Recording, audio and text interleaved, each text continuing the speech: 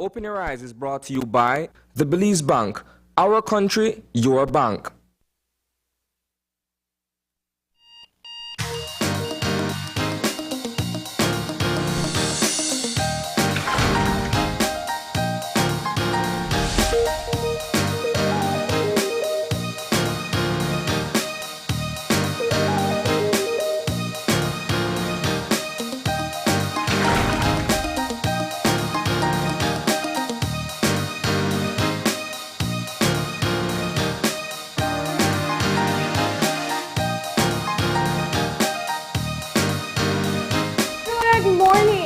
Welcome to Open Your Eyes. Start your morning right. I'm John Palacio. And I'm Marlene Cuellar. And thank you for joining us this morning. Thank you so very much for joining us this morning. It is September 20th, the eve of Belize's 40th independence. And it's just one of those really strange days where it's going to start off feeling like a Monday, and by the afternoon, it'll feel like a Friday. Yeah.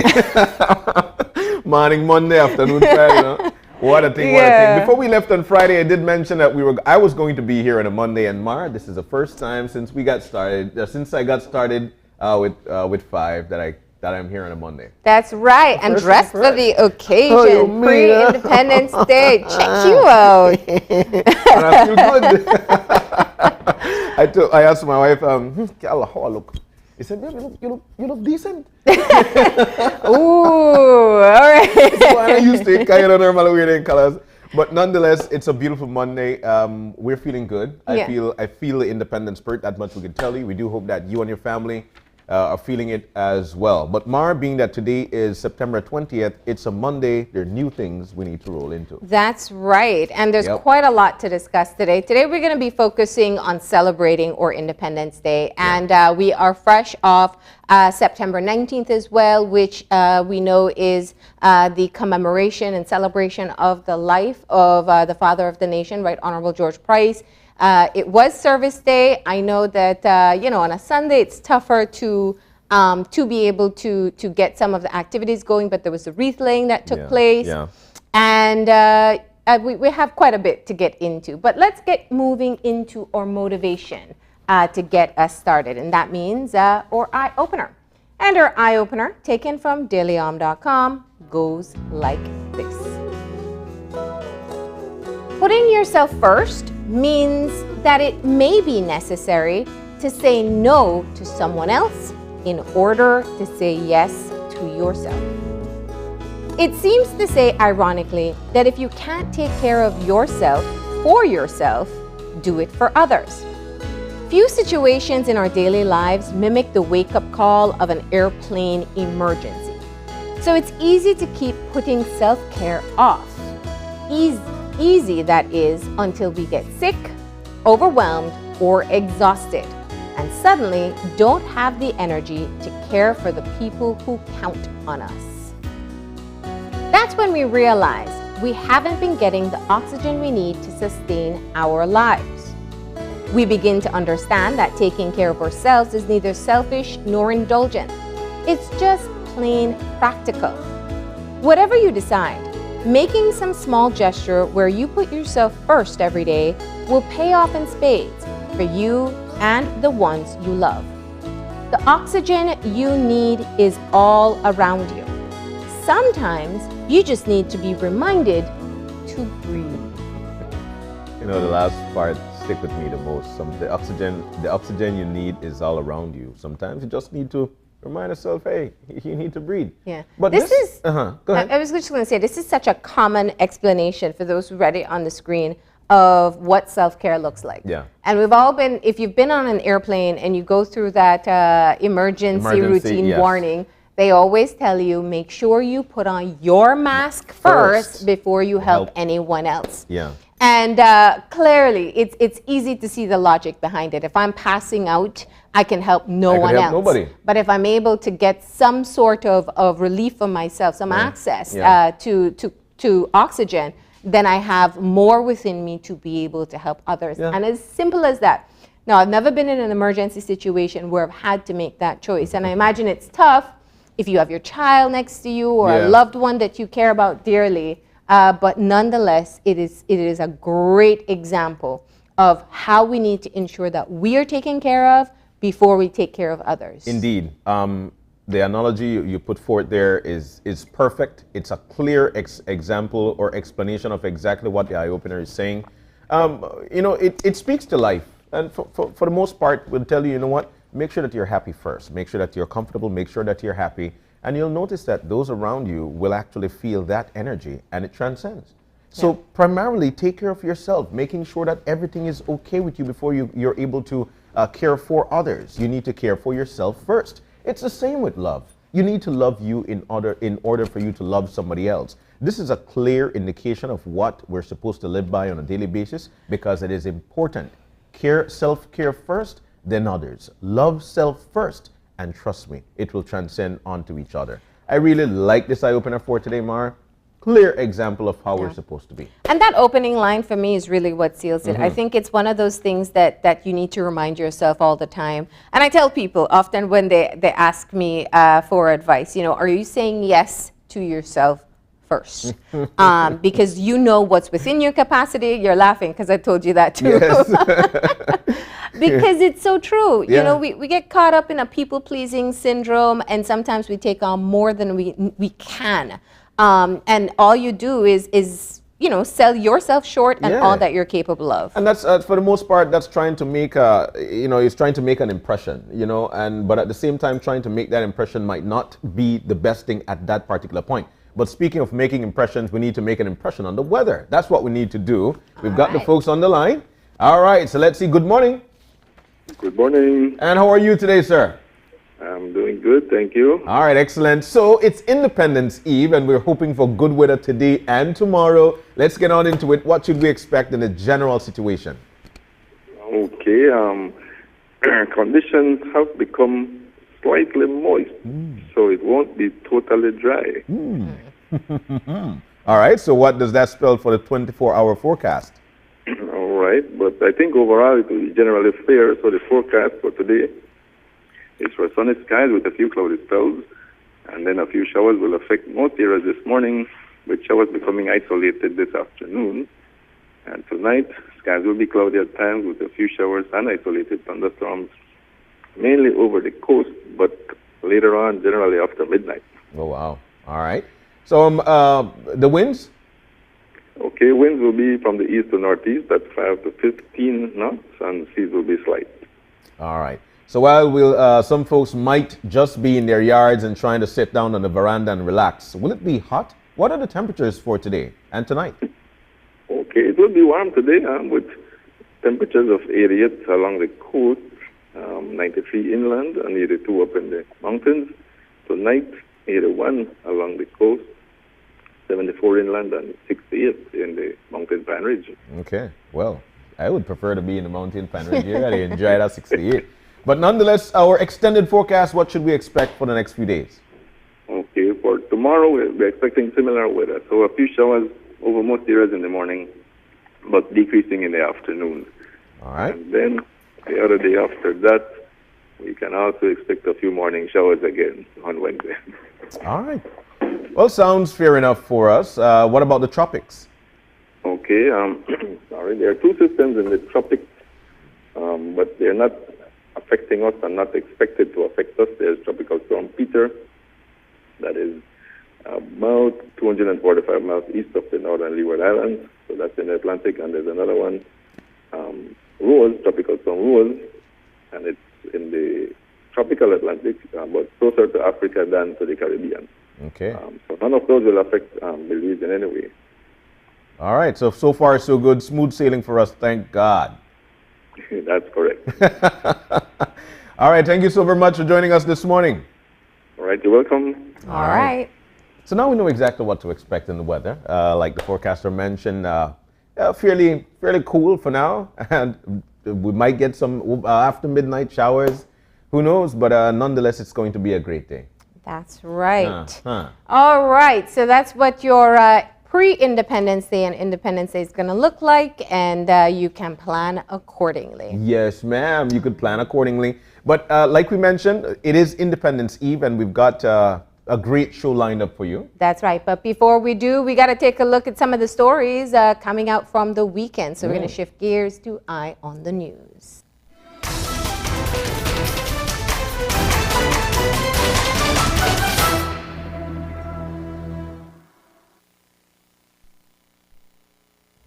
So starting off today, officially at midnight, the new regulations come into place. I know. And it is, of course, a measure that has been taken given the increases in cases of COVID that we've been seeing and the number of hospitalizations that we've been seeing as well. The SI itself has been released, and of course, some of the key factors there, John, is of course the curfew. Yep. The curfew this evening gets on the way at 7 p.m. up until 4 a.m. and that's going to be rolled out as of today. We know that folks definitely would want to be out to celebrate, but at the same time, we must adhere to what our authorities are actually trying to put in place for us for our own safety. There's a lot going on, and that's just one part of it. Yeah, of course. So the curfew starts at 7 p.m. Please take that into consideration as you go about your day. We have been seeing where some businesses have been adjusting their business hours to ensure that they can clear off by the end of the day and get their staff home on time. Some of the banks are closing as early as 2 p.m. And that's because, you know, you have to close off and you have to make sure your staff gets home in time. Now, this curfew is, of course, in place from September 20th to October 3rd. And the exemptions, which we've discussed quite a bit, and I know the conversation has been around preserving some of the activities that tourists would take advantage of. So tourist locations, specifically Ambergris Caye, Keycocker Village, Hopkins Village, and the Placencia Peninsula, their curfew remains at 9 p.m. until 4 a.m. the following morning. Do remember, though, that there is an additional measure for minors. Minors cannot be out in the public after 6 p.m. if they're not with their parent or a guardian. Now, one of the other measures that's also in place is the Sunday, what people are calling lockdown, but it is a no movement day or movement only for essential or emergency needs. Yeah. So the outline for what is allowed for purchasing essential needs or food supplies, fuel or pharmaceutical drugs, attending for medical or veterinary attention, emergencies, an essential worker or employee of a business allowed to operate, going to or from work, a home or healthcare provider of services to sick and elderly only, going to and from work, an essential worker acting within the scope of his duties, including but not limited to security guards, patrolling, whether on foot or by conveyance, agricultural or factory workers or other similar operations requiring the movement of personnel. And that is, of course, for the effective conduct of the business or operations. And traveling by any means to and from the international airport. So those are the reasons why you would be allowed to move on September 26th and October 3rd. Yeah. So those are key reminders to people, and I think that there's also the list of businesses that are allowed to operate on those days. Other than that, the rest of businesses will be closed on these two Sundays. Contact sports, and do remember that you are not allowed to engage in sports during these 2 weeks where we have these stricter regulations. Yeah. Yeah. Indeed, but. What people need to do is just adhere to it. There are a lot of negative in terms of how people feel about it, but at the same time, these measures are being put into place for our own safety, and we want for you to adhere to them. And of course, you could see this SI. It's on the social media platforms, so you could read it for yourself and see what you're able to or what you're not able to do. But like you mentioned, Marlene, there are 2 Sundays, this one coming, and of course, October 3rd as well. So we could adhere to these protocols. Yeah, absolutely. And, you know, I realize everybody's talking about the curfew, especially 7 p.m. will get here very quickly, especially at the end of the day. But I think it's key for us to recognize why this has become necessary. And just in case we may have missed, or you may have missed it, the KHMH has been very concerned for quite a while about the number of hospitalizations that they have been seeing. And yesterday evening, they put out an advisory, and I'm just going to go ahead and read it. The KHMHA advises the public that the facility has reached a critical point where patient admissions are concerned. This crisis has been recurring over the past few weeks due to the alarming COVID-19 community spread, especially in Belize City and the Belize District. The COVID ward is again almost at capacity, and the intensive care unit is full. We have admitted 7 COVID patients today, and we're evaluating more patients for possible admission. This situation restricts our ability to admit additional patients, and that has been communicated to the relevant authorities at the Ministry of Health and Wellness. We regret the inconvenience this will cause to the public and will endeavor to resolve this issue as soon as possible. We appreciate the cooperation of the public as together we go through this difficult time. We encourage persons who are eligible to be vaccinated to do so and to help us by avoiding the risk of becoming critically ill with severe COVID-19 infection. So that's where we are as of today with the KHMH. With the KHMH. It's a clear indication of indeed where we are, and for this reason, measures are being put into place so that we could get out of this feeling of overwhelm, especially with respect to our national hospital, referral hospital. It is a tough situation there for them, their staff, and of course throughout the entire country. Coronavirus, especially this third wave, is hitting us by storm. And at this particular point, there is not much that we are able to do, but the best thing too is to eventually stay at home, adhere to these protocols, and this is the only way. You know, Marlene, I keep on telling a lot of people, it's caused by us. This virus will not move if we're not moving. And so for this reason, we've got these protocols in place. Yeah.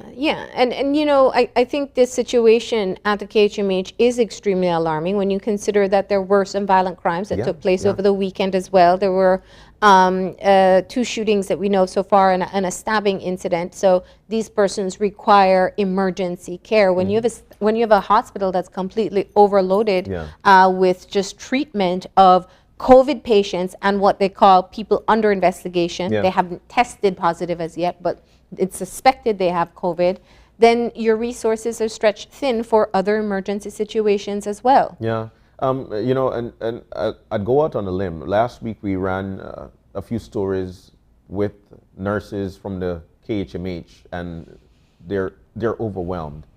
And we are saying that we want to help. And the only way we could help them, even though we could give gifts, what they need is rest. And the only way we could help them with rest is if we continue to adhere to our social distance, our protocols, because they're tired. They've been working for hours, long hours. But if we want for them to be helped, then it's up to us. We must help them. It's a tough situation there. No, and this wave of COVID-19, which is attributed to the Delta variant, which is very transmissible. It's 100 times more transmissible than the variant that we were facing back in 2020. And so when you find one, you usually find more than one, one case. And so it spreads so easily and so rapidly, and clearly, as had been communicated for quite some time now, we were seeing where our healthcare systems were getting overwhelmed. And the stories that the nurses were able to really lay out for us when they were here on the show, as emotional as that interview was, I think it really gave us that reality check.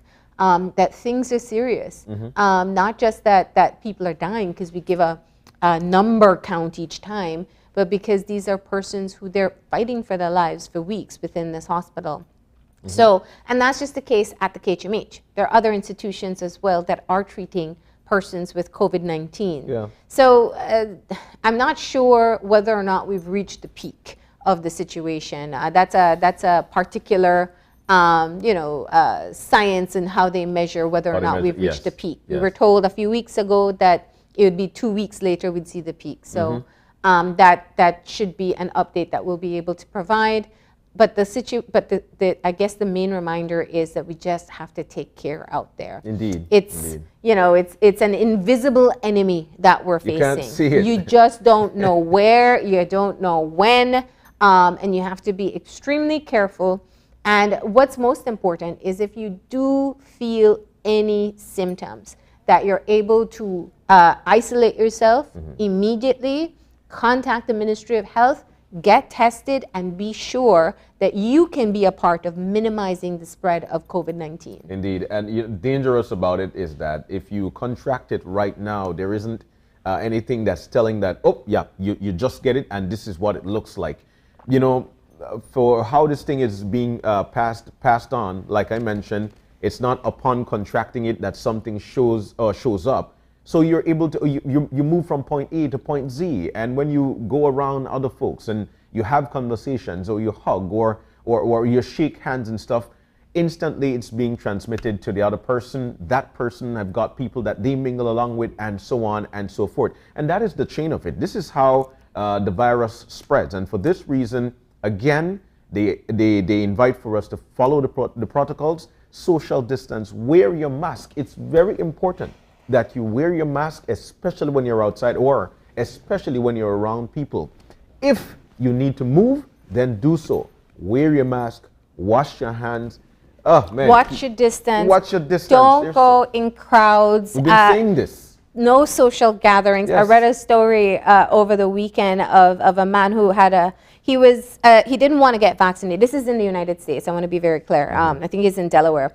He didn't believe in the vaccine, so they didn't get vaccinated. Held a family gathering. I think it was about 13 or 14 people. Everyone got infected. Oh my goodness. And he lost 2 family members, and he was hospitalized.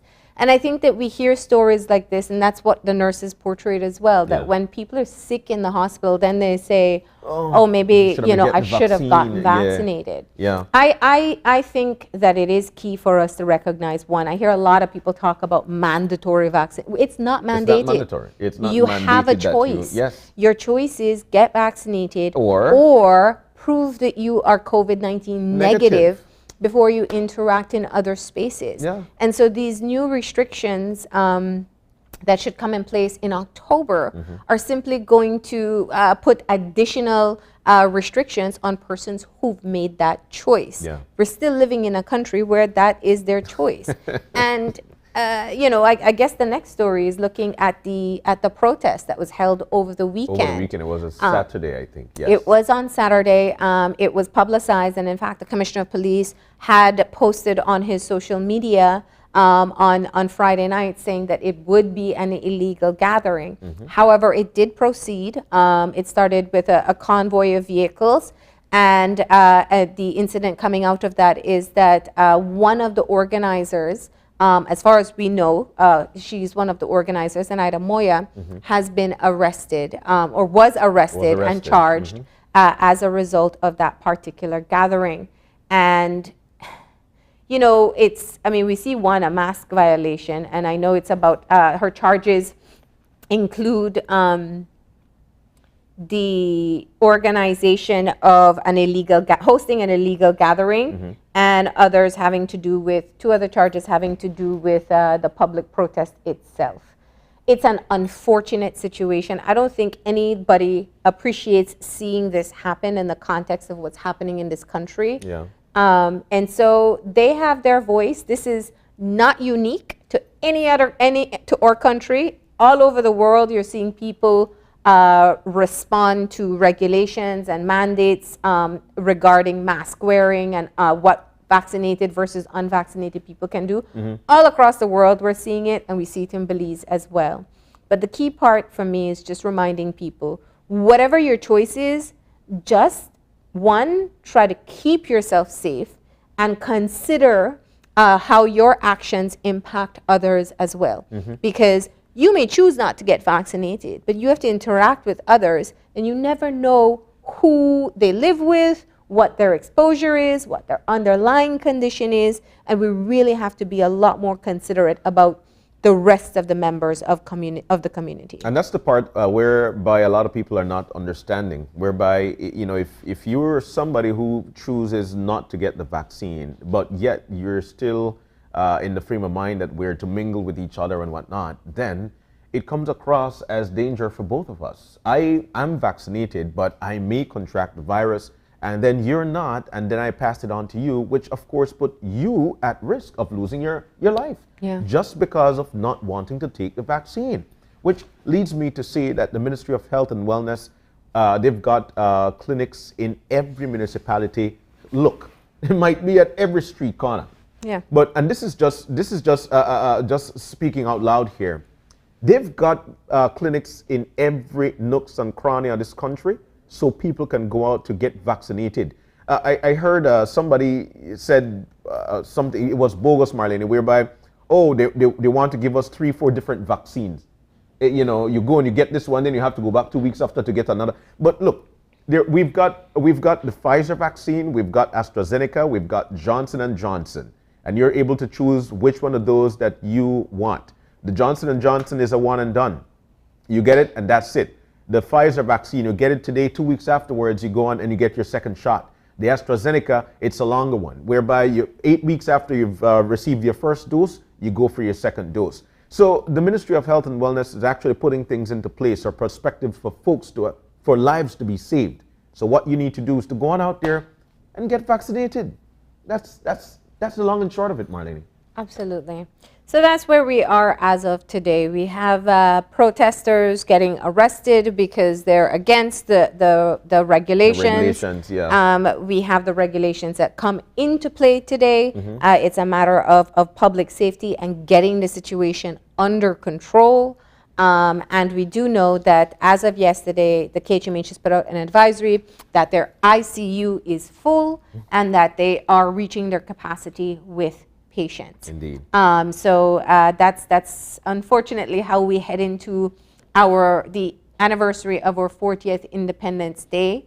And we are still in the middle of this pandemic and still hoping that we'll be able to work to get, these are not normal times. Nothing about what we're living in is normal. And I think I would wish that at least Independence Day would allow for some sense of unity for what is best for this country and all Belizeans. Especially in these times, unity is exactly what we want. But when we say we unite, it does not mean that we need to gather too. When we say that we unite, it simply means that we could adhere to all the protocols and unite together so we could defeat this disease. We are able to do it, but it is dependent on all of us. Exactly where how we could eventually move forward with and our just country. For me, one more thing on the point of unity. Yeah. I understand the level of passion that both sides, people who are pro-vaccine and people who are hesitant about vaccinations or skeptical about vaccinations feel. But the last thing we need is a them and us construct. Yeah. We don't need to deepen this divide anymore. There's a level of understanding that has to take place. If you talk with people who've chosen not to get vaccinated, if we're able to communicate and answer questions and provide relevant information, we can get much more information dispersed versus just kind of being a you versus them construct. It's not helpful for what we are experiencing at this time, and I think it kind of just forces people to align with either side. So for me, when I think of unity especially, I would hope that we'd be able to be mature enough to say, okay, there are some people who still have questions, who are still skeptical, who've been guided by information that was inaccurate, and how can you help to provide them that information, and if they still stay with their choice, what they can do to stay safe and keep others safe. Yeah, but let's abide by what has been put into place for us, and this is just for us to be as safe as possible. This disease is a deadly one. There are variants out there. It is dangerous. All right. And with that, that is our Eye on the News for today. Of course, you can catch these stories and even more coverage in our newscast tonight at 6 p.m.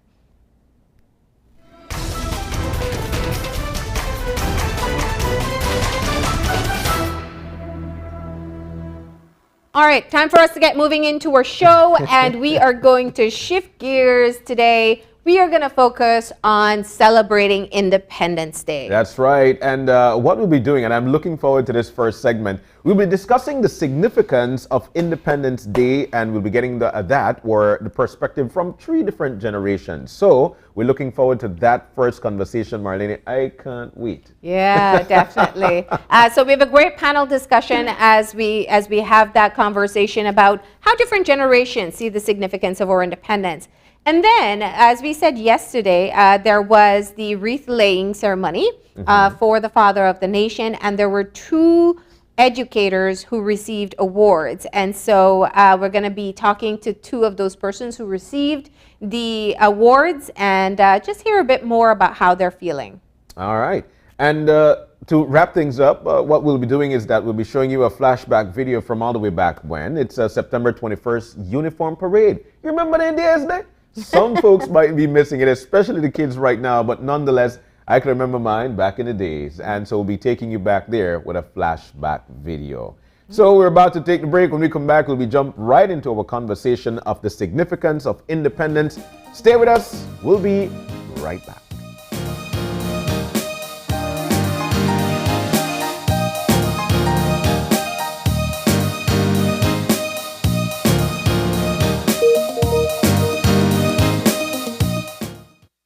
Bundle the fastest, most reliable, unlimited broadband in Belize with your prepaid or postpaid mobile plan or Netflix. You can bundle your broadband with your prepaid and enjoy 50% off all national calls, plus get SMS and data. Paid plans? Then bundle with any speed and pay only $25 extra monthly to enjoy unlimited smart-to-smart calls, plus 500 minutes, plus 6,300 megabytes of data. Stream unlimited HD movies and TV shows with our broadband, plus the Netflix add-on for only $30 monthly, and enjoy streaming on your laptop, TV, phone, or tablet.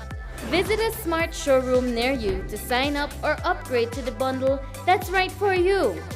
Smart, bringing people together. Imagine going through your entire day without the burden and risk of carrying cash on you. Belize's shift to digital wallets has begun with eCash. We can now skip the cash when collecting money or paying for our essentials, all while using a fast, easy, and secure platform. Simply add funds to your wallet via bank transfer or at an agent, and you're good to go. You will be able to make quick, easy payments simply by scanning QR codes. And best of all, it all happens just like that. Payments are as easy as clicking a link online or scanning a QR code. Download the eCash app from the Google Play and Apple App Store today and take your first step into a cashless lifestyle. The future is here with eCash. For more information, visit www.e-cash.com or contact us via WhatsApp at 613-0257 to find out more. Congratulations to our Belizean friends. Taiwan joins the people and the government of Belize in celebration of the 40th anniversary of Belize's independence. As a trustworthy and faithful ally of Belize, the Embassy of Taiwan looks forward to continuing to work hand in hand with the government of Belize to further strengthen the bilateral partnership and further enhance the well-being and the benefit of the Belizean people. Thank you. At Belize Diagnostic Center, we offer FDA-approved PCR testing for COVID-19. Get your results as quickly as 1 hour. Don't risk getting exposed to COVID-19 by going elsewhere. We take appointments, or we can come to your home or office using our concierge service with no additional fees. We have 10 locations countrywide. Call or WhatsApp us at 613-TEST. That is 613-8378 to schedule your test today.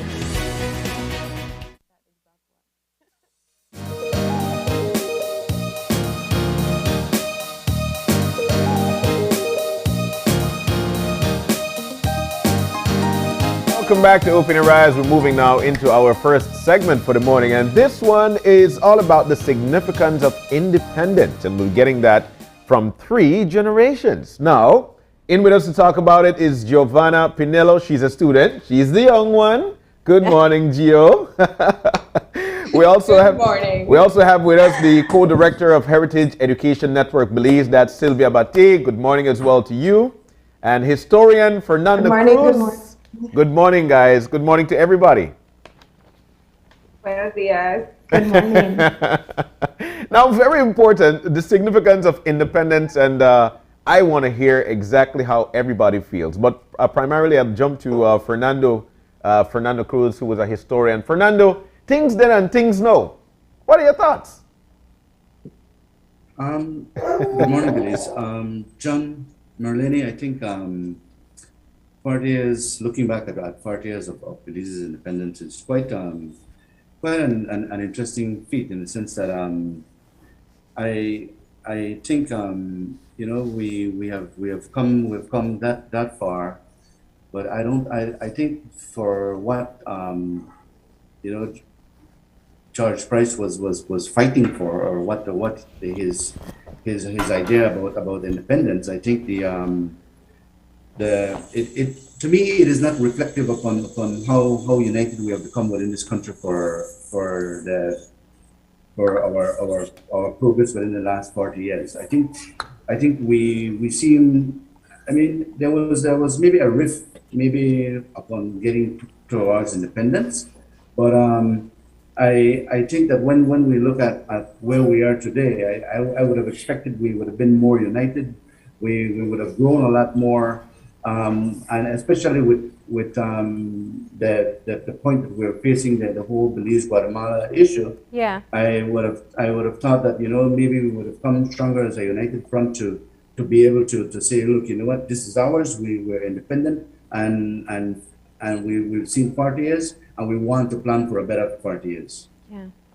So I want to hear a bit more about what it was like to experience the first Independence Day itself, because I think when we watch that video, we play it back every year because it's such a monumental moment when that Union Jack comes down and the Belize flag is hoisted for the very first time. I've spoken with people, and they speak about the great pride and emotion they had at that moment. And of course, that depends on what they believed at that time, because many people forget that it was a contentious decision to become an independent country. I agree with you, and I think when you mentioned about what it was like, it's a funny thing, because when you said that, with the flag coming down, I could feel my arms, my back getting goosebumps right now. Yeah. Because it was a big decision for our country. I think there was a rift, because I guess some people believe it's like leaving your home. Yeah, they're scared. And you're scared, and then I guess maybe you do not know where you're venturing into. But I think Mr. Price had, and the others around him had put in enough focus upon where they wanted to go. But at the same time, looking at the ceremonies, after in hindsight, because for a fact, I mean, TV was not something accessible to all of us at that time. Yeah. So on our own home turf here in San Ignacio, it was a very emotional thing, because even at that time, the political rift between two parties was a big thing. One wanting independence, one not wanting independence. So as a young individual at the time, coming from an angle of near enough opposition to the whole thing, there was a daunting prospect. Mm-hmm. But at the same time, in the back of my head, it's like, this is something new, this is something fresh. Let's see where it's going to take us. All we can do is actually work together and try and build this nation as one people. Yeah. So this is the first Independent Eve that we're seeing there on screen. Yeah. Sylvia, let's get you to weigh in. Of course, your perspective is is different because you have done so much research that I'm sure that the history feels real. But but tell us a bit about what it means for you. I guess for me, when I grew up and sort of experienced a lot of my earliest memories when it comes to independence was through the school system. So like John mentioned, you know, and you, Marlene, uniform parades, that made up a very, very big memory or part of my memory of Independence Day.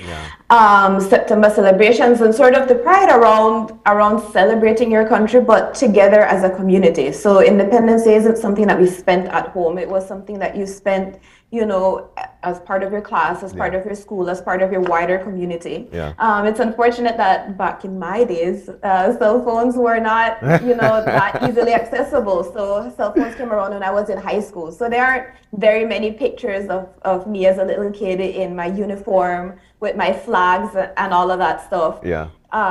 Ready for uniform parade. But that sort of takes up a large portion of my memory when it comes to Independence Day.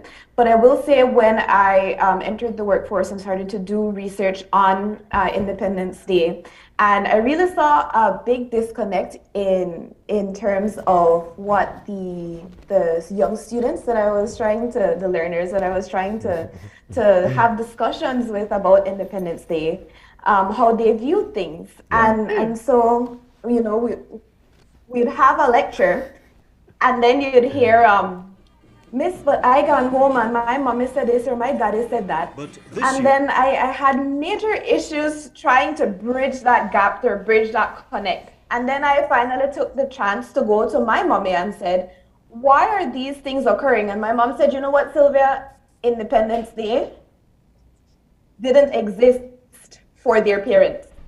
I grew up singing God Save the Queen, and I sat there and I realized that within 10 or 15 years, we had gone from God Save the Queen and have everything in our school system be very British oriented to being Belize, to being Belizean, to having that national pride. And that was a very, very, very quick shift in my opinion. And an entire generation grew up knowing little to nothing about what it meant to be a British colony.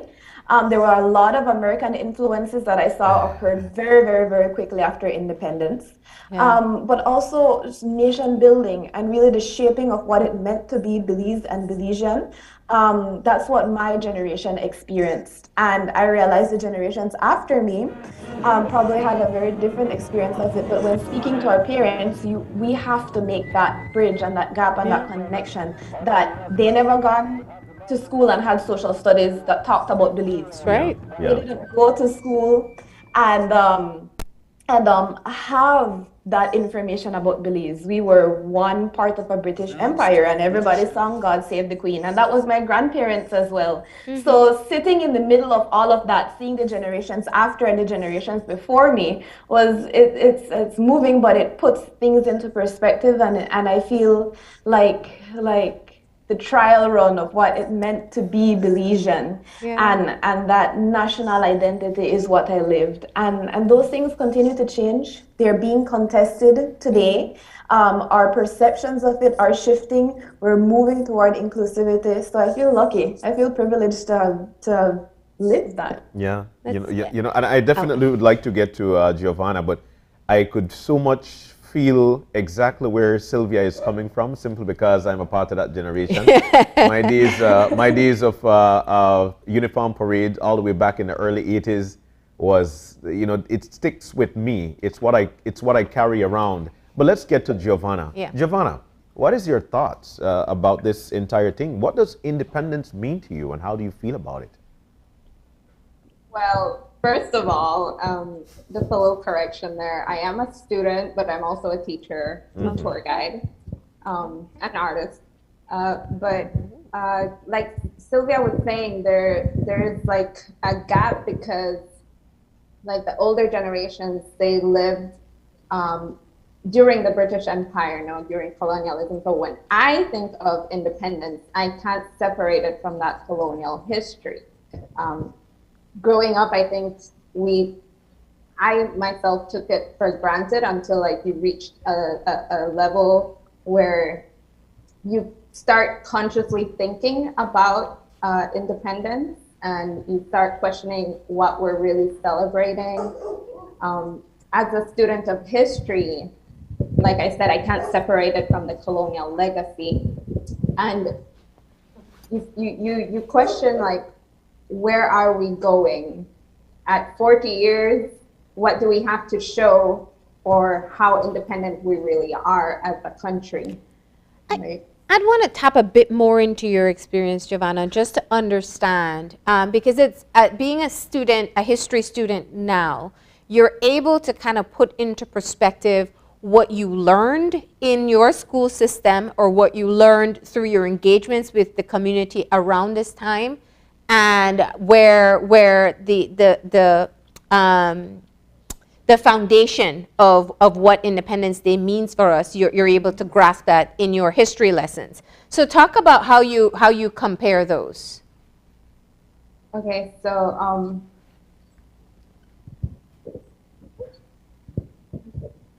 I think I got, excuse me, sorry. Yeah. Comparing what you learned in school. What I learned in school and what I realized from observing and actually participating in September celebrations is that through the school system is where we build our civic pride, the foundation for our civic pride, no? But it's not until you get out there and you're actually sharing with fellow classmates, with fellow community members, and when you actually like ask other people what they think about independence, no? Mm-hmm. I've done research and oral history from my community, and I noticed that a lot of the older people, the elderly people in my community, what they remember most is the 10th day of September, that celebration in particular. Yeah. Now, this is fascinating. Now, come back to Sylvia for a moment and talk. Sylvia, you were saying kind of a similar thing, which is when you consider what you learn and you consider what people after your generation are learning, there's a difference and quite frankly, maybe a disconnect. How do you put that into perspective for our viewers? Yes, thank you for that.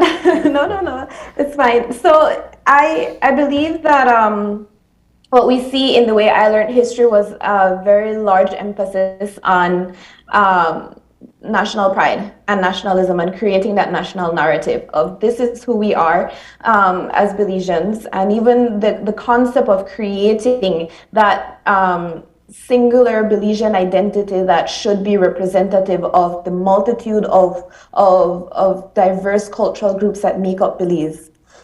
So that is the history that I learned, that I was exposed to. That's the history that about 30% of our population learned when you look at how many people are in my age bracket population-wise. So a good chunk of the young professionals in Belize learned that civic pride. And that is very, very different from what I would say my mom learned in the educational system. And you all are right in this conversation, especially how Giovanna mentioned that in the school system is where we learn that civic pride. Yeah. But I will say also what we're seeing with a lot of the things that are occurring right now, I'll speak to two educators who received awards for these efforts after this segment. We're seeing that we are exploring what it means to be a Belizean outside of that context that was created by colonialism, or that context that was created by nationalism, which was really centered around needing to build our nation and our national identity. And I understand why we needed to build our national identity, because colonialism was a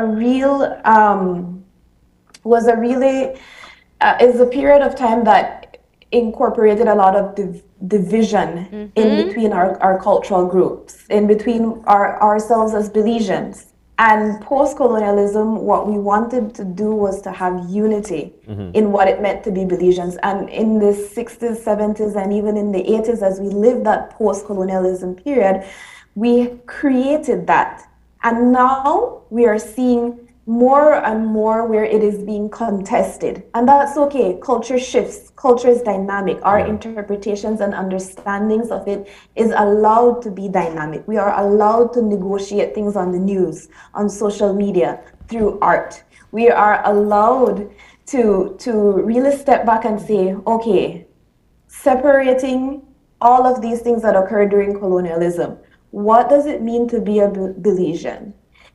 What things were included in our history? What things were not included? How can we create redress now that we are here as young professionals? And it's the young professionals that are leading this charge, if you'll notice. And I'll tell you something, in our history books, this will be the period of time where the Independence Day celebration cannot be discussed without colonialism, without talking about decolonization, without talking about redress for what has occurred during colonization.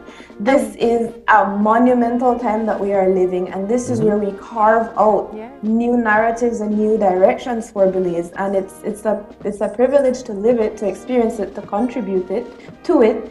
And yes, we are living in a time of dynamic change, energetic change that is led by those young professionals who grew up in that system and who are saying, you know what, this does not accurately represent who I am as a person, and I'm excited to lead a new charge, to have something that is more representative of Belize, of our indigenous roots, of our people, of our diversity, and to create unity out of that. I want to circle back to that question. So I'll give you a bit of time for you all to think it through, just in terms of what you consider to be the Belizean identity. But what you're saying, Sylvia, I think is so interesting. I remember hearing, and I wish I could be able to properly attribute it, someone referencing what we experience as a colonization hangover. In other words, there are remnants left over, feelings still left over, that perhaps we're not able to recognize some of the implicit bias that exists. But let me bring it back to Fernando for a moment, because what I very often recognize is that when different generations discuss independence, there can be a disconnect. In other words, if you have experienced the transition of Belize becoming an independent country, or at least be close enough to it, your perspective is vastly different from someone who's in their 20s at the moment. Fernando, do you have that experience? Marlene, I would have to agree with you there. I think also it's because probably what maybe I guess maybe the way how we were governed, the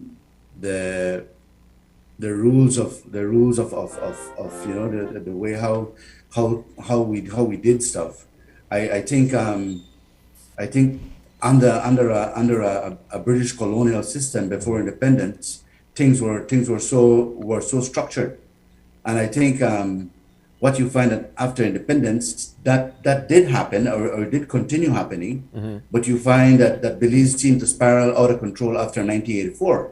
After the first change of government in this country, things just seem to spiral out of control. And I don't know whether it's the idea that we're independent, we can do what we want now, we don't have to account to nobody, that we seem to have lost control of the reason why we wanted an independent country. I think maybe the discipline, the way the community was together. I understand that the whole cultural probably maybe division between that, maybe what was being done by the colonials, but I think what I would see at that time, we would be a more tight knit community. We were together. We were celebrating together. We were looking out for each other.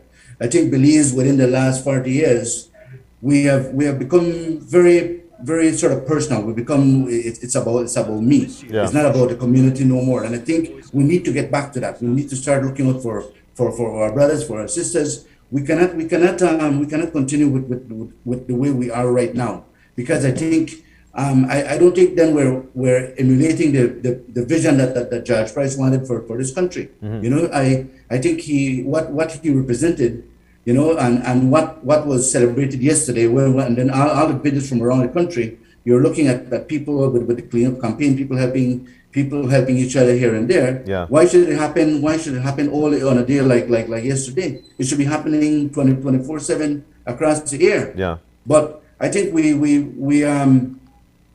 I think our I guess for the people who are not there for that change, they have probably more, they maybe see independence as more or the Independence Day as more as a celebration or an excuse to actually party. But I think we have to put back more the nationalistic point into it, upon how we feel about this country and where we want to take it. Fernando, I understand you meant. Go ahead, John. Sure. You touched a very important point as to the divide or the change back in the year 1984. I'd really like to hear more about that, but I know, you know, with time. But at the same time, I also want for you as a historian to, is there any part of history or bit of history that you think that we should continue to take on with us as we continue to grow as a country? Or what piece are we missing? Piece of Belize's history that we should move on with wherever, however we go? Well, John, I think when we look at the month of we look at the month of September as a month of celebration. It's a festive month, and yeah, it's a festive month. But also I think, you know, like what Giovanna mentioned, when you talk to the elderly people, they are more tied on to the 10th of September. And I think, you know, because that was the first thing that was celebrated, that's what was sort of imprinted into their head. But at the same time, I understand, you know, there are different factions trying to shift the idea of you know, about the value of the 10th, of whether it existed or not. But the point about it, that whether there was a grand battle or not, if it was not for the reason of the 10th of September, we would have no September 21st. So I think we need to think and hold on to our identity. We need to educate our people within the schools.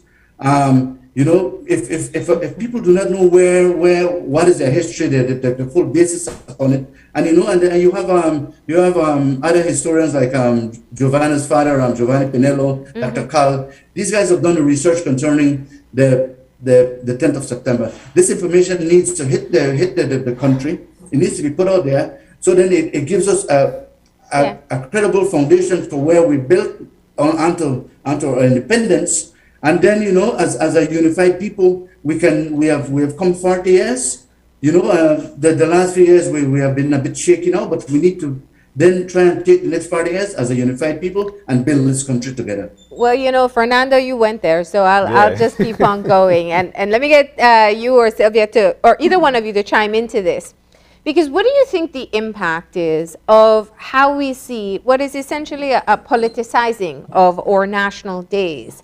And we have seen over the years where whether it's the 10th or 21st, one is downplayed or the other one is upplayed. Yeah. What do you think that does for us as a nation that is still in formation of our identity? Go ahead, Sylvia. If you don't mind, I'll go very quickly, and maybe Carla will have something to contribute. I will say that it creates division, and I will say that there are a lot of there are two narratives out there. There's either or, and there's not a lot of research on both of them. out there. There are a couple readers, there are a couple books, there are personal opinions by professionals in the field, but there needs to be more. There needs to be more that is accessible to Belizeans. There needs to be more that is written in a language that is easily accessible to all Belizeans. And we need to provide, as historians and as heritage managers, we need to provide that information, that tool, so that people can use that to make informed decisions. An opinion is an opinion, but what we need is, I want the translations of those archival documents. I want the translation of the Mexican archival document publicly accessible and in a language that people can understand. I want a holistic view. What all occurred the year before Butler St. George's Key, the year of preparations, the Flowers Bank 14, the previous raids. I want to know when it was celebrated, why we began celebrating. I want to know how that factored into not celebrating Emancipation Day. A holistic view so that there is less division. Because like Fernando mentioned, we are divided as a country and as communities, and that's not the way it used to be for us. People don't know their neighbors now. People don't speak to their neighbors. How many of you can go to your neighbor and say, can I have a cup of sugar? Or can you please look after my kids? Or pick in my clothes for me? No, and a lot of these divisions are along these political lines. And what we should be is united as a people, not divided by politics, because then that's just another form of division. Like that we are experiencing, and that is not the direction that I want to see for my country. What about Carla? Sorry? I wanted to ask Giovanna to chime in there and tell me what it's like for you. Okay, so as a student of history, again, you do have to consider the good, the bad, and the ugly. Okay. Right? But also, we can't stay stuck in the past either. Right? We do need to take the information that we do have, that we do gather, and hopefully this information is made public and we have more access to it. But we have to carry on, because knowing your history is the basis for that identity, that Belizean identity, yes. But let's go back to the 21st now, because we did obtain independence on the 21st of September in 1981. So how do we move forward now? Yeah.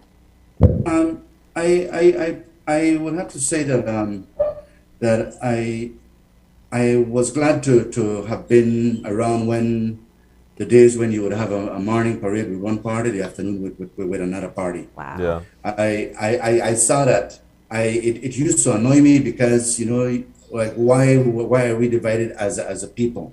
But it was quite interesting to see that after the 1981 and then the first change of government in 1984,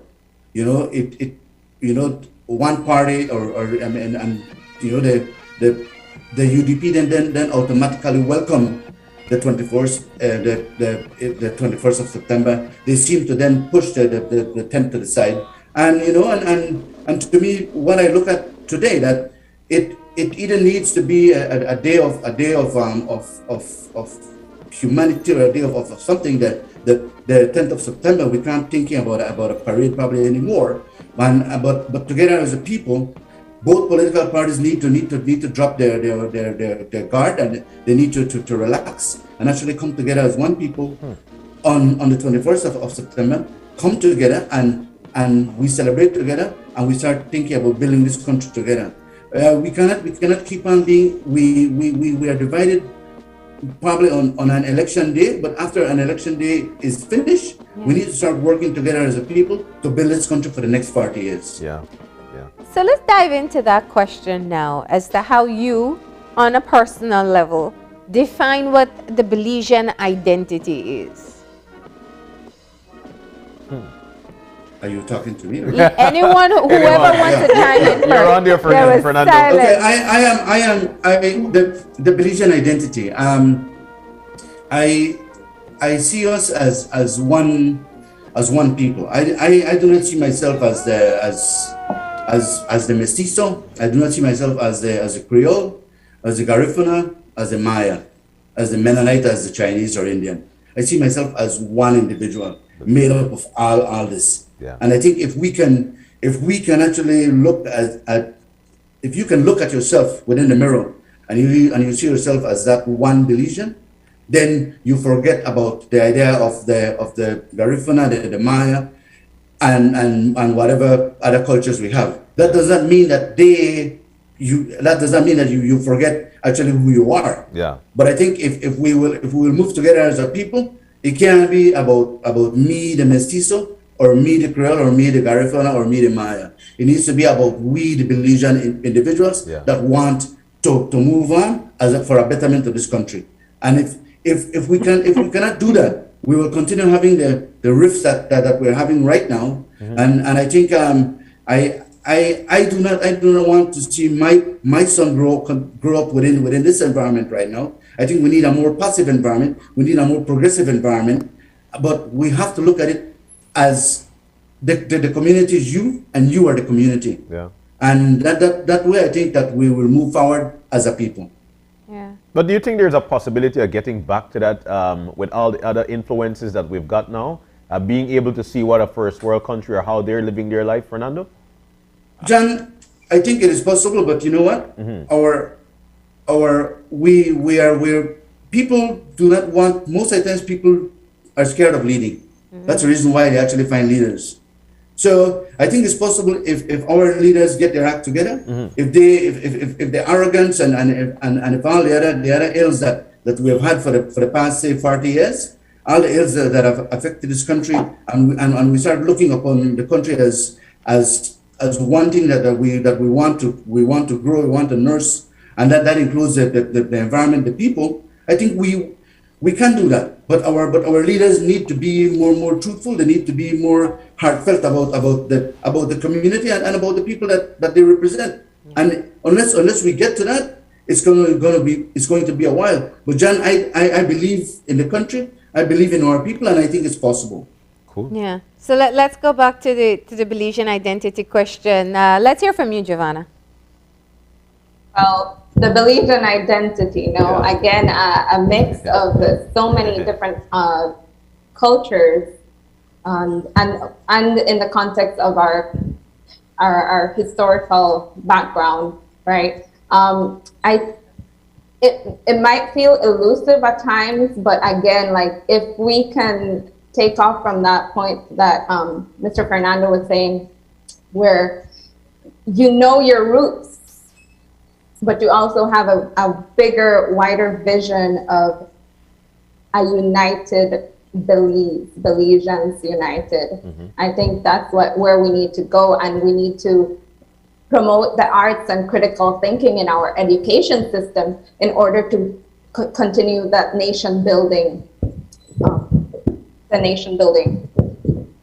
And Sylvia? All right. Well, I will answer in what I feel are a couple truths for me personally, and maybe other Belizeans can identify with it.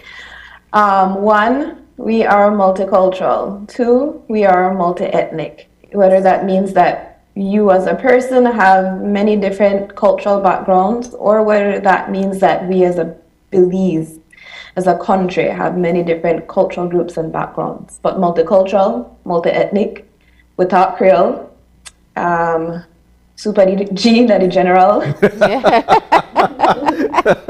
Good one. Rice and beans is the national dish, but Orange Walk tacos is only great in Orange Walk, and it is a very close second.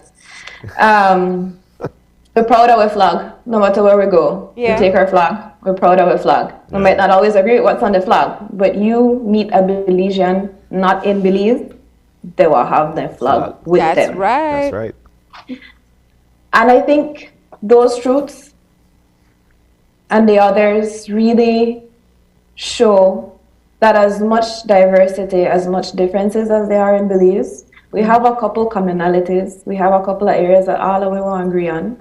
Yeah. And that to me is rooted in history, and it gives me the hope for a united Belize in the future. It's just up to us to do the work. It's just up to us to inspire people to do the work.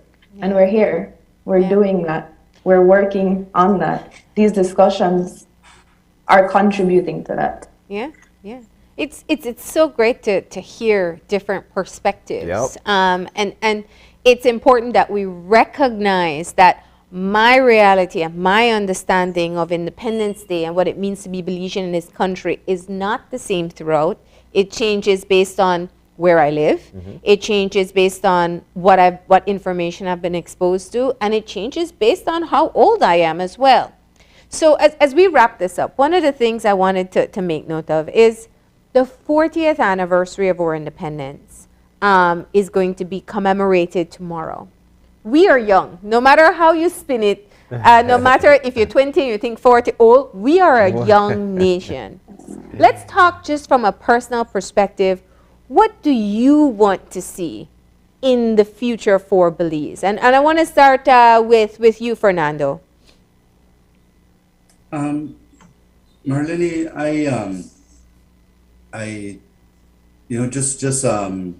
I think we need to look at our young population. We need to look at the creativity they have. Yeah. There's if you look at the last couple days, you look at all these beautiful murals that have come up across the country. Yeah. Like what Giovanna said, I think we need to put effort into the arts. We can't, all of us can't be a doctor, a electrician or whatever, but there's people have their own. We need to find that thing that makes that person spark, the thing that brings that person creative juices out. We need to encourage that. I think our young brothers and sisters across the country who have issues, with the issues we're facing, we need to work with them. Yeah. We need to feel that we want to grow with them. We want them to grow with us. We want them to be in inclusive. I want to see a Belize where there's not a separation upon people that can get the opportunities and the others that can't. I think we should all be able to get the opportunities. We should all be able to benefit. We should all be able to have the opportunity to a better education. We should all have the opportunity to getting a good health care. I think that's the reason why I want us to start looking out for each other. I don't want us to keep on fighting. I think it's like our politicians need to be the ones to set the example. They need to have a better behavior when they're meeting within the House of Parliament, because it then reflects upon the environment that they're coming out of, and if that's the way we're being led, how do you expect our people to act any different? But I see Belize as a shining beacon. I see Belize as a country that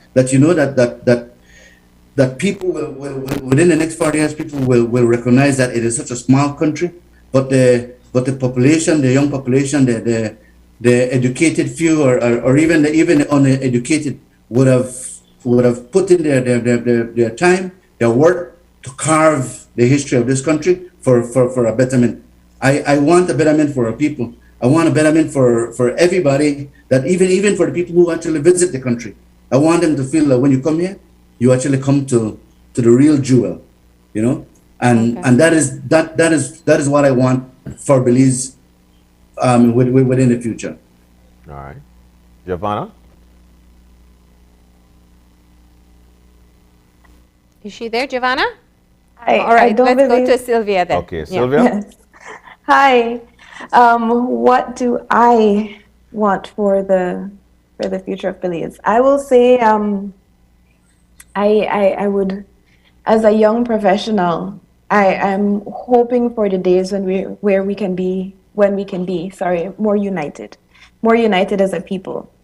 I will say that there are, in my opinion, a couple avenues or approaches that we can take or incorporate to get there. I want to see a Belize where we understand the diversity of our history. Belize has over 3,000 years of history, of different peoples, different cultures. I want to see that information accessible for all Belizeans, whether it's by a cartoon or a song, or more visits to archaeological sites, more visits to historic sites. Let us really understand our history and how our deeply rooted history has created the Belize that we are experiencing today, and how it is the foundation for the Belize of tomorrow. I want to see greater emphasis on the environment, environmental conservation. Belize needs to recycle. Belizeans need to have a mindset where they recycle. Belizeans need to go back to how our grandparents lived and say, you know what? Things were organic. They were eco-friendly. All these buzzwords that exist today, that is how our grandparents and even some of our parents used to live. Yeah. Growing up, we always would hear, I would always hear, Belize is Mother Nature's best kept secret. Yeah. And that was a tourism line, but I believed that as a little kid. And every time you go through the phone book or all the magazines and they have then the pictures of Belize and the rainforest, that is what my Belize used to be like. Yeah. And at the rate that some things are going and developing, we're not going to be Mother Nature's best kept secret much longer. And it is in us to change that. I want to see a Belize where there's opportunity for young professionals.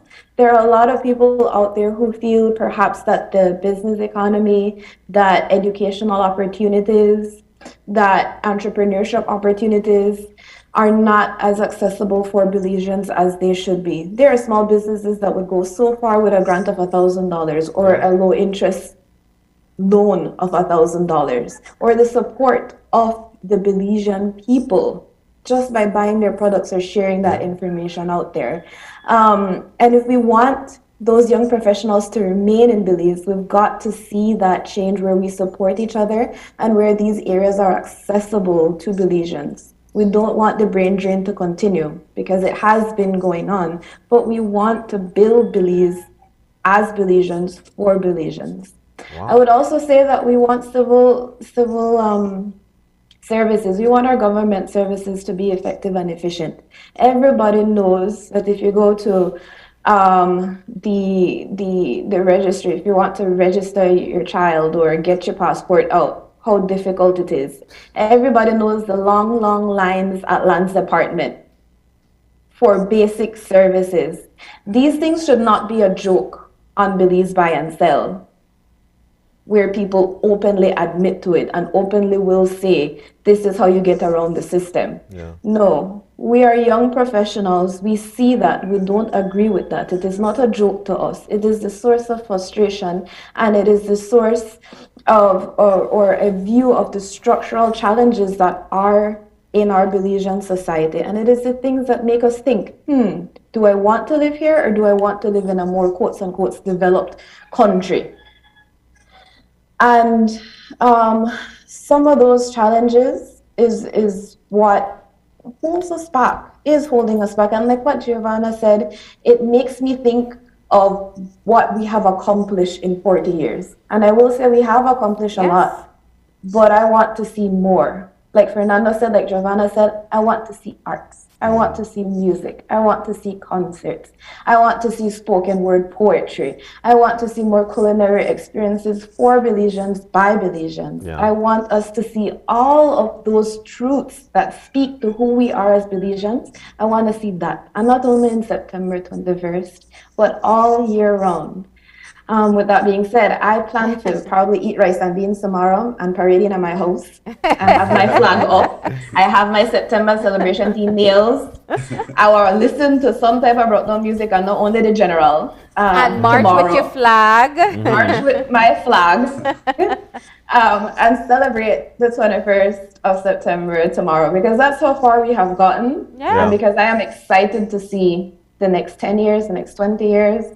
I don't know if I reach the next 40 years, but to see where we are going with our future in Belize. Yeah. All right. Well, Wow. thank you to all of you for joining us this morning for this conversation, putting into perspective just how different generations, different personalities view and commemorate our 40th Independence Day. With that, though, we're going to go ahead and take a break, and when we come back, we're going to be talking to two of the recipients of the COVID-19 Heroes Award. So please stay tuned.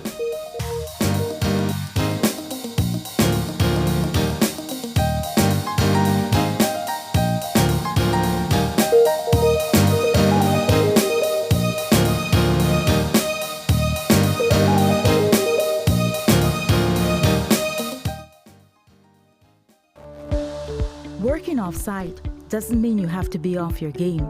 Studies have shown that simply adding a keyboard and mouse to your laptop increases productivity by 26%. Add a monitor and you'll be 35% more productive. At Fulltech Systems, we have what you need to enhance your remote work or e-learning experience. With devices such as headsets, video conferencing monitors, webcams, keyboards, mice, docking stations, all with the brands you trust. Keep connected with collaboration tools like Microsoft 365 Suite and Kaspersky and perform efficiently no matter where you are. Fulltech Systems, your technology center, where you'll come for the price, but stay for the service.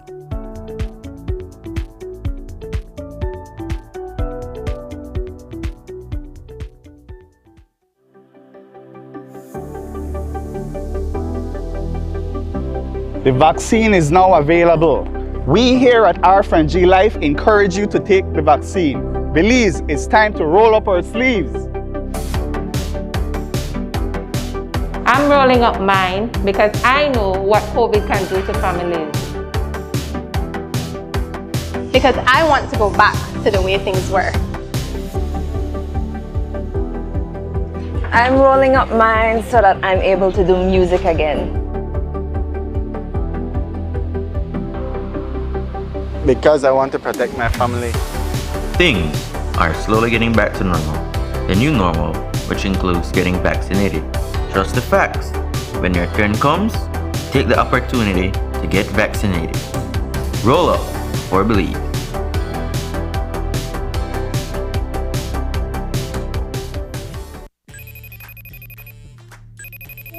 Hey son, how was your first day at Sixth Form? Really cool. It was great to see my friends, and I really love my teachers. I'm so happy to hear that. I'm sorry I wasn't there for your first day, but I'll be back from Corozal next week. It's okay, Dad. I can't wait to see you. Oh, and please remember, I still have some books I need to purchase. Ah, yes. Let me e-cash you that right now.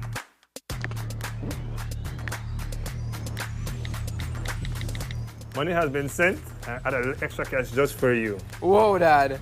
Thanks. Got it. You're welcome, sir. Download the eCash app today and take your first step into a cashless lifestyle. For more information, visit www.e-cash.com or contact us via WhatsApp at 613-0257.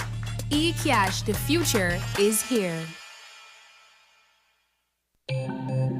Great Belize Productions Channel 5, proud winner of 5 Caribbean Media Awards for 2019 and 2020. Best Television News Item, Best Responsible Coverage of Children's Issues, Best Health Education Journalism, Best Television Commercial Spot, and the People's Choice Award, with special mention by the jury in the Best Television News Item category. And we'll be back in a few, so stay tuned. Thanks, Jen. Hey there, we know you have to head out to work shortly, but don't forget that you can stay tuned by watching us on our Facebook live stream. Find us at Open Your Eyes BC, and you can continue watching there. You can also download Facebook Watch on your streaming device, and you can watch at your own convenience. And for all the behind-the-scenes fun, follow us on Instagram at OYE Belize. So, find us and follow us today.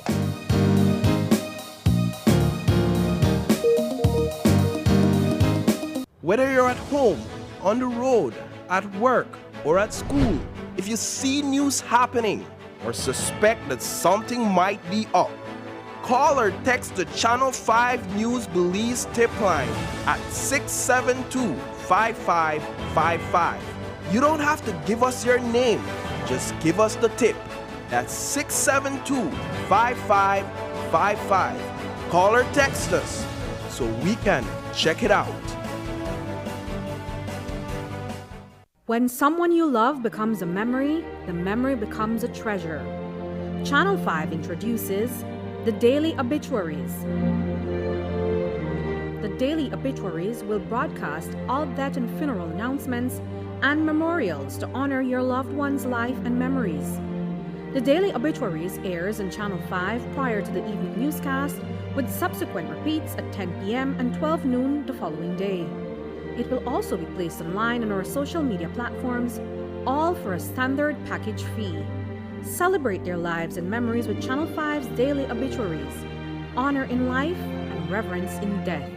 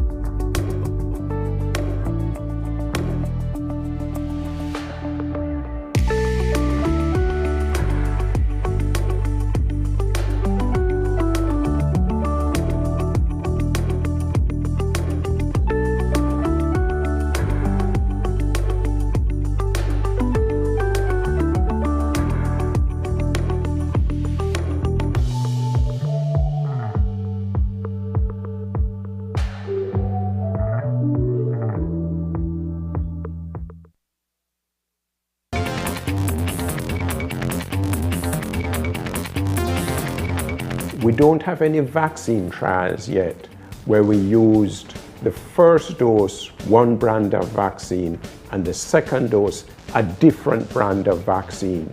But right now they are beginning to do trials in the UK and elsewhere to look whether you can combine one vaccine with another. Now, many experts in the field believe that, interestingly enough, your immunity might even be stronger if you get one vaccine with the first dose and a different one with the second dose. But we can't really say that yet because we don't have the data from the trials that they're putting in place to look at this. So at this point we are saying, if you get the AstraZeneca, wait your 8 to 12 weeks and get the second dose with AstraZeneca. If you get one of the messenger RNAs, then 4 weeks, you get your second dose. If it's Johnson & Johnson, 1 dose.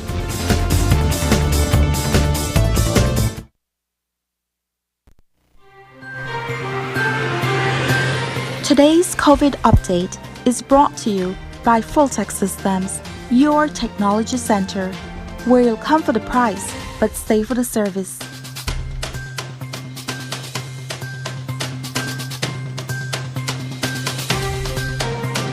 And we are back. We're moving now into our second segment. Now, this one is a chit-chat with 2 outstanding educators who received the COVID-19 Heroes Award. In with us, Tina Castillo-Johnson, who is one of the recipients, and of course, Lena Bermudez, a recipient as well. Good morning and welcome to both of you. Morning, Witty Benafi. It's Bernardes. Okay, Bernardes. All right, Lena Bernardes. All right, so let's jump on into the conversation. What the feeling of receiving such award and what made you eligible to receive this award? Lena. Oh, good morning. Good morning. It's an honor to receive such an award, and it's a blessing because sometimes your hard work goes unknown, and now someone recognized that you work hard. Indeed. And it's time to be recognized. I was chosen through the area representative and some other community members, and I accepted the award because I know that in the profession, teaching for 24 years now, teaching is my passion. I love teaching. My motto is always the children first and the children always. And I go beyond the call of duty when it comes to my students entrusted in my care. From when I was a little girl, you know, when you used to play house teacher in your neck of the woods, and then you call all the kids together and you teach them certain things. So I know that was something that I was going to do when I grew up. Yeah. And it's embedded in me, it's in me, and it cannot change. So this is it for me until I retire in the age of 55. So teaching is something that I love dearly and it's close to my heart. Oh, man. I know, that was a great explanation of just what it means to be a phenomenal teacher. And Tina, we were blessed to have you on set a while back. Tell us, I know that after that interview, you received a lot of feedback from the community and across the country. Were you expecting an award to come after too? To be honest, I didn't expect this award. Yeah. And, you know, that is just, you know, I was so overwhelmed and honored. I recall the night I received the text, and, you know, we made you know, we were praying, and, you know, we were so excited in my house, you know, and I was like, that's mean that somebody sees the work that I'm doing, because to be honest, I have no idea of how I was selected, but I was so honored because I say, you know what I'm doing is from my heart. And because I love a passion and I love teaching, and then the children, like I mentioned before, in my community, in my town, needs it more than ever. So I was so honored, and you know, I received my award, you know, for my family and the children and the people in my community who believe in me and continues to believe in me, and you know, for my country, I stand tall, you know, and salute. You know, I'm just so proud to have received that award. You know, I'm honored, and I'll continue to do what I'm doing because it comes from the heart, and then I'll do my utmost best because the children are our future and they deserve the best quality education needed to survive in today's society. Wow. You know, I remember having you on set and we were talking about just your decision to start the after the school program in your yard. Yeah. You know, you did it because you felt the children in the community needed that face-to-face, and you went above and beyond. Looking at it now, Tina, did you ever think that just doing what you love would lead you to becoming a COVID-19 hero?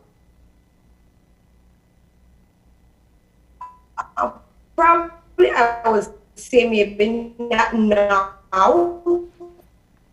Maybe some way along the road, maybe another 5, 10 in mysterious ways, and then he's the one that is lining up all these blessings. And not only a blessing for me, but a blessing for my babies in this community, in this country on a whole. And you know, I mean, the blessing probably is just the beginning, because you know, like I mentioned one day that I like to, you know, own my own institution to cater, you know, hopefully, you know, years to come, you know, it will be one of the best, you know, the top performing school in our country of Belize, like all other institutions in this country. So yes, I mean, I wasn't expecting it so early, like right at the blink of an eye, but then God made it happen. Yeah. He's the one that's making it happen, you know. Yeah. And then Lena, when you take on a career as passionately as you just explained, and especially as a teacher, people very often, they love teachers sometimes, and then other times it's all complaints. So let's talk about what it's been like for you to be recognized as an educator, and especially because you've been in this profession for so long. I know that sometimes parents come to school frustrating, sometimes they come with problems, but as a teacher, I think that you should always be positive in whatever you do. When parents come to you with certain behavior, you are the one that's supposed to pacify things and always try to keep them calm. Let them talk first, and you listen to them, and you give them satisfaction. That is the way how I deal with situations in this profession. I have been through many different, not altercation, but things with parents, and I am sure that I'm a person that loves to solve solution. So they know that I'm calm. I listen. I'm a very good listener. In this profession, you know that you need to be honest and true to yourself. And if you love the kids, then you will always be welcoming.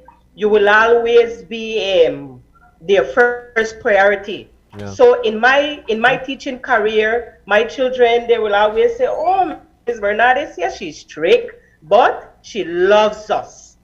Because I usually, in the morning when we have our spirituality class, I make sure that I tell them about the Bible, and then I integrate it in real life situation, and I get to hear from them. Because you need to listen to the kids, because most of the times it's the teacher that talks. So when you are in your classroom and then you socialize with the children, you will get to know that they are very intelligent, that they are aware of what is happening in their surrounding. So we need to give them a break so they can express themselves. So that is the way how I teach in my class. That's the way how I operate, and then I'm doing fine. 24 years. I know some years they are very hard, and some years they are good. Times is changing with the new curriculum, but we are getting there, and we have our roles and responsibilities as teachers. And if you do what you're expected to do, then you won't have any problem in the teaching profession. And that is what I do. I do my job to the best of my ability. Wow, Lena, you project like a teacher, you talk like a teacher, you hang out like a teacher. You don't want a teacher. But following, receiving this award, Lena and Tina, well, let's get to Lena first. How does it change your life or your career? For me, I think that getting this award, I used to do some stuff, but I think that I need to do more so I can live up to this award, because people will expect more from you because you're being recognized. So you need to go beyond the call of duty. I always go beyond the call of duty, but I think that it's my obligation now to do more. I used to do tutoring with kids. I used to invite them to my home. As a teacher, you provide for them financially and give them the best that you can. So now in my community, I will make sure that I do other things that I have never done before. I've been in the community during the COVID, the COVID situation, and then I usually go to houses around my community and provide the less fortunate with food hampers.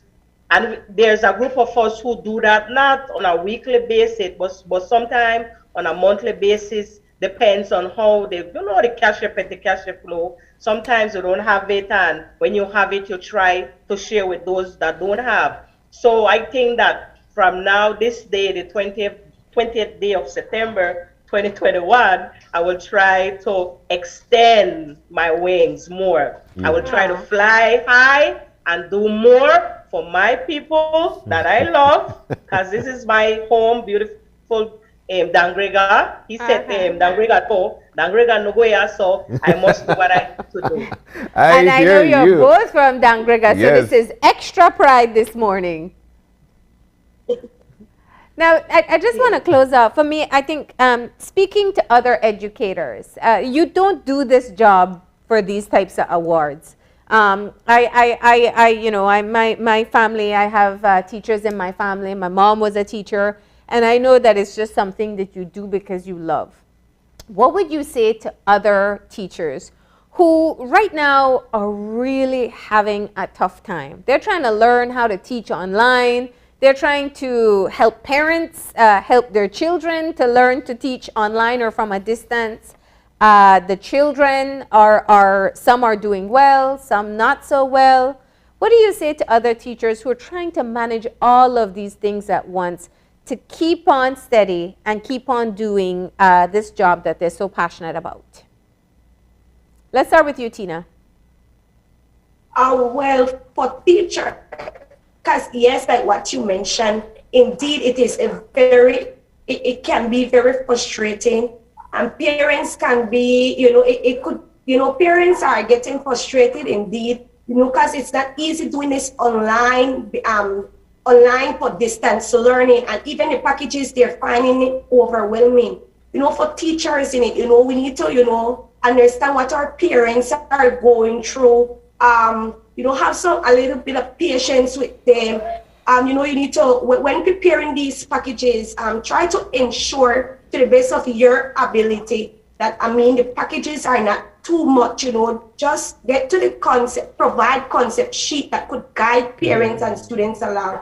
Ensure that the works are just, sufficient enough, in order for them to complete in 1 or 2 weeks, and, try not to burden or overwhelm parents, with maybe 3, 4, 5 projects given in 1 week or to complete in 2 weeks. Because, in reality, if it was face-to-face and without this pandemic, we wouldn't have been given, 3, 4 projects in 2 weeks, in 1 week. That's the reality about it. So, we need to, just condense it a little and to make it, easier for parents not to get frustrated, and for students not to be, let me say, take a lick, because I know when these parents get frustrated, they maybe give them a 2 stain, a 3 stain, to get it, because then they're getting frustrated, and with them getting a little lick from the parents, our babies are getting frustrating. So, just try to condense it a bit, not to give too much. It's very hard, it's difficult, and, let's try to work with our parents, and parents try to work with us as teachers as well, because then we're trying our utmost best. Teachers are trying their utmost best during this pandemic. It's really a difficult time. So, we'll work with you, and then you work with us, and then teachers, let's just do our best. We know that it is a very difficult time. And this pandemic, this distance learning is not easy, like I mentioned, for teachers and parents along with our babies. So let's just do our best, and we need all the patience now more than ever. Well said, Tina, and of course, Miss Lena. Well said, guys. And again, congratulations to both of you. Award well deserved. And then again, you took it home to Dangrega. Well, thank you so much for joining us this morning, and congratulations to you both and all the other recipients of the COVID-19 Hero Awards. Wishing you guys a great you're day. Welcome. Thanks for having me on the show. Happy Independence Day. Happy Independence. Yeah, and I hope I come back soon, one of these days, so I can give you updates of what I'm doing. So thanks very much for this honor to be on Open Your Eyes. All right. All right, with that, we take a break. When we come back, we'll actually be giving you a flashback video of Uniform Parade, September 21st. Stay with us. We'll be right back.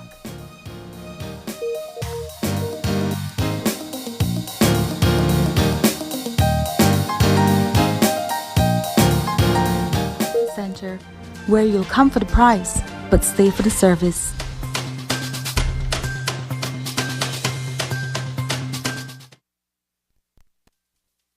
Finger, we can easily unlock our phones and securely gain access to our data.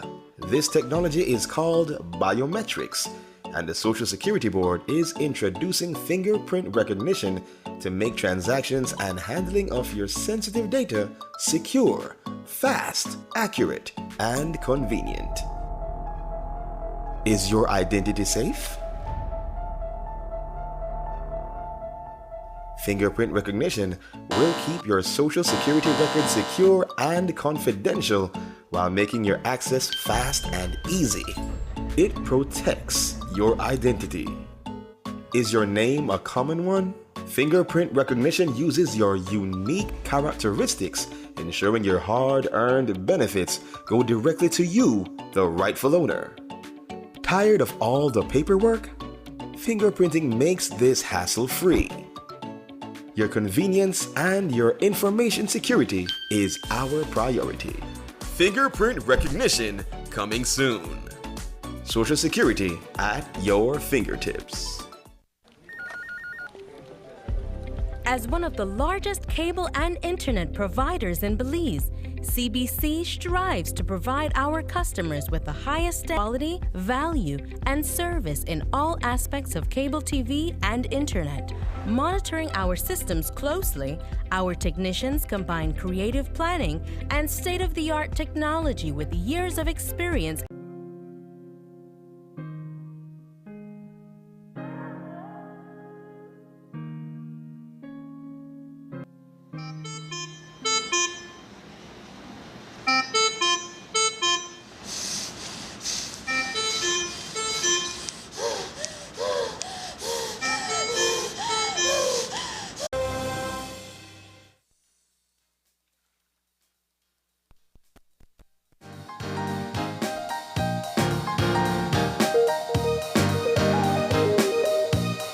And we're back. Just like that, we're back, and we're about to venture off now into a flashback video. Now, Marlene, you know, there's so many things that we could always recollect, especially at before the pandemic set in. Yeah. Like, for instance, the uniform parade. Yeah.